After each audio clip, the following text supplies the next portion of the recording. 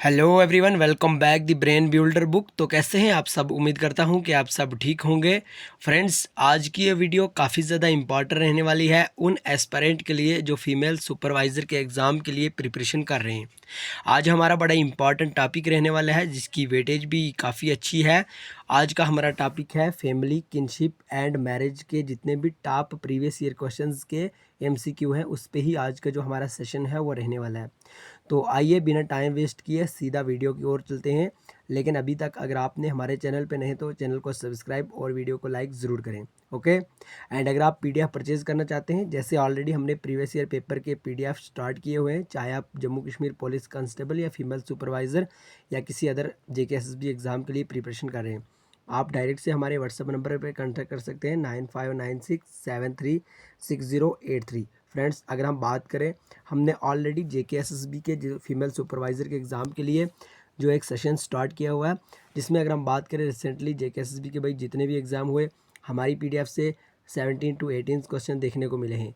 काफ़ी एस्पिरेंट का काफ़ी अच्छा फीडबैक भी मिला है बहरहाल, इसलिए हमने ये कोर्स स्टार्ट किया हुआ है। आप भी इस पीडीएफ को परचेज़ कर सकते हैं इस नंबर पे कांटेक्ट करके। ओके।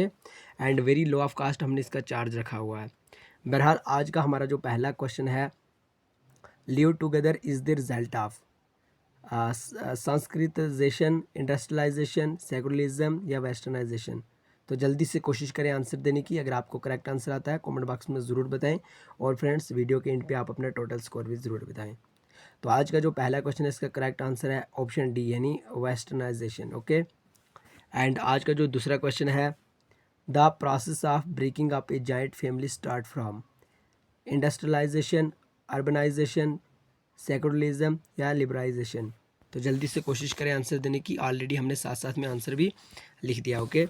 अगर हम बात करें भाई क्वेश्चन नंबर 2 की, तो ऑप्शन ए यानी इंडस्ट्रियलाइजेशन इसका करेक्ट आंसर रहने वाला है। काफ़ी ज़्यादा इंपॉर्टेंट क्वेश्चन है।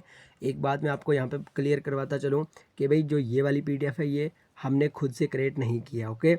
हमें ये काफ़ी अच्छी लगी, सो इसलिए हमने डाउनलोड करके डायरेक्ट से हमने सोचा कि अपने स्टूडेंट के आगे, एस्पिरेंट के आगे साझी करें। ओके।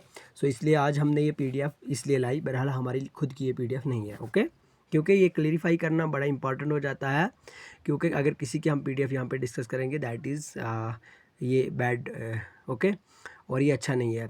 सो इसलिए इंपॉर्टेंट क्वेश्चन है भाई, हमें इसलिए अच्छा लगा, हमने ये डाउनलोड करके डायरेक्ट ले आए। अगर हम बात करें भाई डोरी प्रोहिबिशन एक्ट के बारे में, तो ये कब पास हुआ था? ये हुआ था पास भाई 1961 यानी 1961 में ये पास हुआ था। भाई इतना सर आपको याद रखना और नंबर कमा के अपनी जॉब हासिल करनी है, बाकी कुछ नहीं करना है।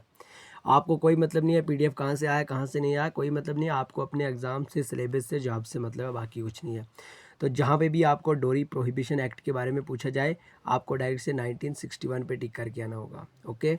एंड अगर हम बात करें क्वेश्चन नंबर 4 की, तो maintenance and welfare of parents and senior citizen act when it was passed. तो देखिए, अगर हम बात करें भाई मेंटेनेंस, वेलफेयर, पेरेंट्स और सीनियर सिटीजन एक्ट कब पास हुआ था, तो ये अपना 2007 में पास हुआ था। ऑप्शन सी इसका करेक्ट आंसर है। ओके। एंड अगर हम बात करें क्वेश्चन नंबर 5 की, in which year sati practice abolished by the British government. भाई कहने का मतलब ये है कि ब्रिटिश गवर्नमेंट के दौरान, ब्रिटिश गवर्नमेंट के द्वारा ये सती प्रैक्टिस कब ख़त्म हुआ था। ओके। तो इसका जो करेक्ट आंसर है भाई 1828 यानी ऑप्शन सी 1828। ये आपको याद रखना है भाई, सती प्रैक्टिस है जो ये ब्रिटिश गवर्नमेंट के द्वारा ख़त्म किया गया था, और कब किया गया था? 1828 में। ओके। ये आपको ध्यान में रखना होगा।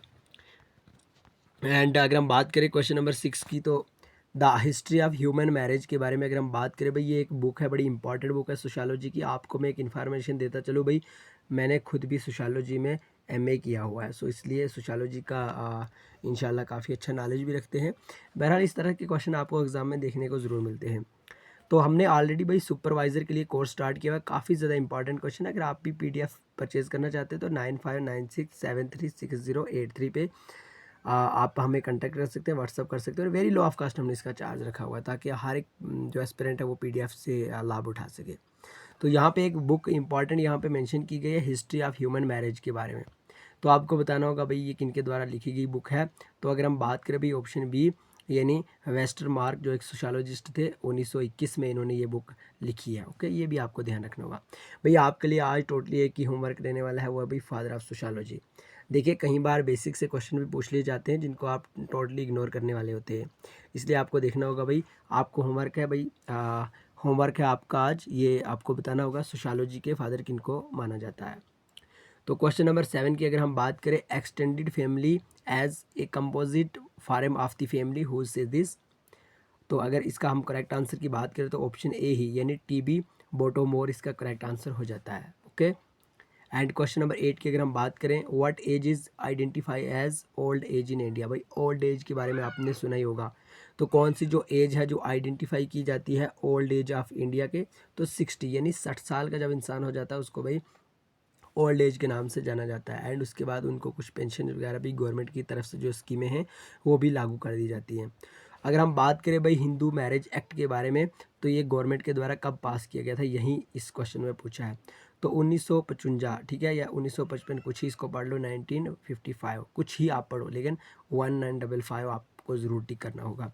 जहाँ पे भी भाई आपको हिंदू मैरिज एक्ट के बारे में पूछा जाए कब पास किया गया गवर्नमेंट के द्वारा, तो 1955 पे आपको टिक करना होगा और एक नंबर कमा के आराम से खुशी खुशी वापस आना होगा। अगर हम बात करें भाई in which year special marriage act, अब स्पेशल मैरिज एक्ट के बारे में जैसे हिंदू मैरिज एक्ट के बारे में हमने भाई पढ़ा 1955 के बारे में, यानी 1955 को ये गवर्नमेंट के द्वारा पास किया गया। अब इसी तरह से भाई स्पेशल मैरिज एक्ट कब पास हुआ, तो अगर हम बात करें भाई 1954, भाई यहाँ पे देखिए आपको इस तरह से याद रखना होगा, पहले साल क्या होता है कि भाई स्पेशल मैरिज एक्ट एक पास कर लिया जाता है 1954 में। अब 1954 यानी एक साल के बाद डायरेक्ट से हिंदू मैरिज एक्ट भी पास किया जाता है। Okay, and child restrain act कब पास किया जाता है, ये भी आपसे पूछा जाएगा, क्योंकि देखिए इंपॉर्टेंट क्वेश्चन दिखते हैं भाई ये। तो इसका जो करेक्ट आंसर है 1929। ओके, 1929 इसका करेक्ट आंसर, यानी 1929। क्वेश्चन नंबर 12 की अगर हम बात करें, मोस्ट इंपॉर्टेंट क्वेश्चन है, फैमिली प्लानिंग से है ये, family planning research and programs committee when it was establish.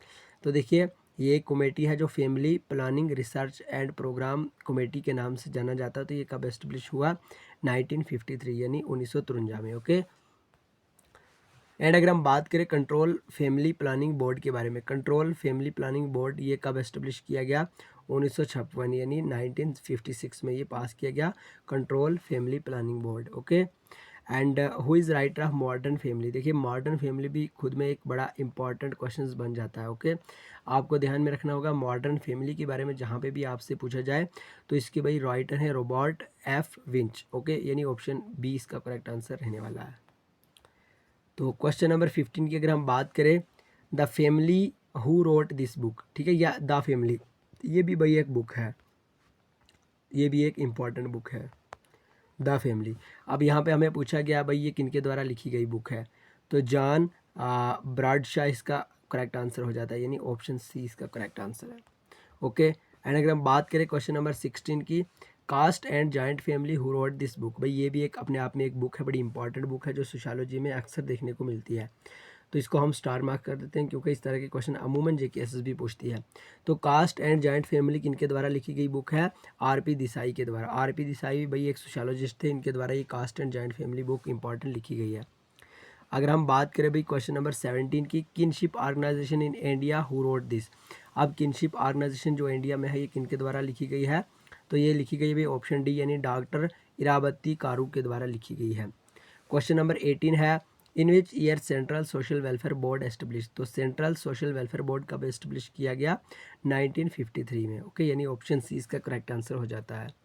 अगर हम बात करें क्वेश्चन नंबर 19 की, family is a dash part of society. अब फैमिली कौन सा पार्ट है सोसाइटी का, भाई क्या वो फेडरल है, सेंट्रल है, पॉलिटिकल है, इकोनॉमिकल है, तो इसका करेक्ट आंसर हो जाता है सेंट्रल। ओके, यानी ऑप्शन बी इसका करेक्ट आंसर। क्वेश्चन नंबर 20 है भाई, and the last question of this session, which is not related to joint family. भाई दिए गए ऑप्शन में से जॉइंट फैमिली के रिलेटेड कौन नहीं है, common property, high interaction, big mass, generation relationship, all of them. तो भाई ये सारे के सारे रिलेटेड नहीं है, क्योंकि इसमें ये होता है भाई बिग मैथ्स इस तरह से, मतलब जॉइंट फैमिली के बारे में भी आपको बड़े अच्छे से पढ़ना होगा, बड़े शानदार तरीके से पढ़ना होगा। तो ज़रूर बताएं आप आज का जो हमारा सेशन था ये आपको कैसा लगा और आपने टोटल स्कोर कितने किए। ओके, एंड अगर आप PDF परचेज करना चाहते हैं किसी भी JK SSB के एग्ज़ाम के लिए 9596736083 आप इस नंबर पर हमें व्हाट्सअप कर सकते हैं और आपको वेरी लो ऑफ कास्ट में PDF प्रोवाइड की जाएगी। बहरहाल वीडियो को लाइक ज़रूर करें और चैनल को सब्सक्राइब। बहरहाल मिलेंगे नेक्स्ट वीडियो में, तब तक के लिए bye bye, take care, love you all.